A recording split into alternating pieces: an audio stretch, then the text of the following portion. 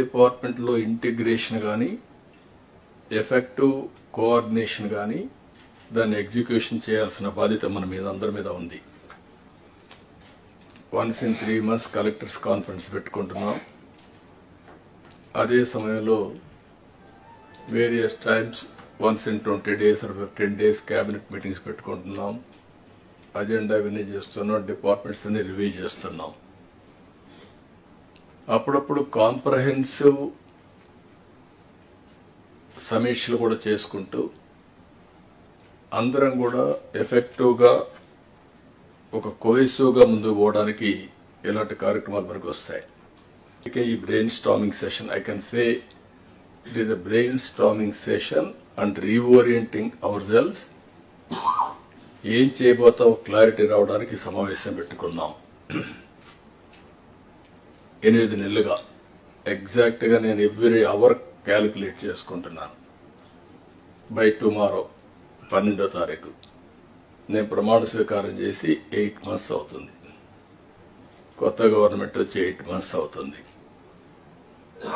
ఇచ్చిన తీర్పు కూడా మీరు చూస్తే ఒక హిస్టారికల్ మ్యాండేట్ ఇచ్చారు. ఇటీవల కాలంలో ఎప్పుడు కూడా ఇలాంటి మ్యాండేట్ రాలేదు. 93% స్ట్రైక్ రేట్.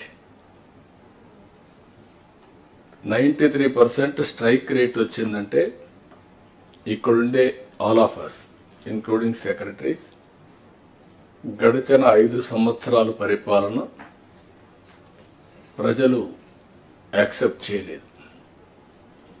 అందుకనే టోటల్గా రిజెక్ట్ చేసి మళ్ళీ ఒక న్యూ హోప్స్ పెట్టుకొని ముందుకు వచ్చే పరిస్థితికి వచ్చారు.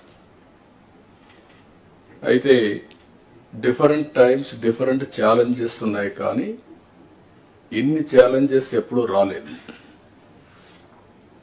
ఒక పక్కన మొరేల్ ఆఫ్ ది ఆఫీసర్స్, ఇంకో పక్క some of the departments are defunct, some of the programmes are డీరైడ్.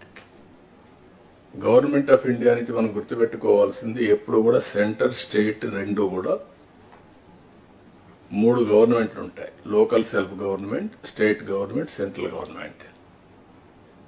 Central government వాళ్ళ ప్రోగ్రామ్స్ వాళ్ళు కన్సీవ్ చేస్తారు, స్టేట్ గవర్నమెంట్ మన ప్రోగ్రామ్స్ చేస్తాం, సెంట్రల్ గవర్నమెంట్ ప్రోగ్రామ్స్ అనుసంధానం చేసుకుంటాం.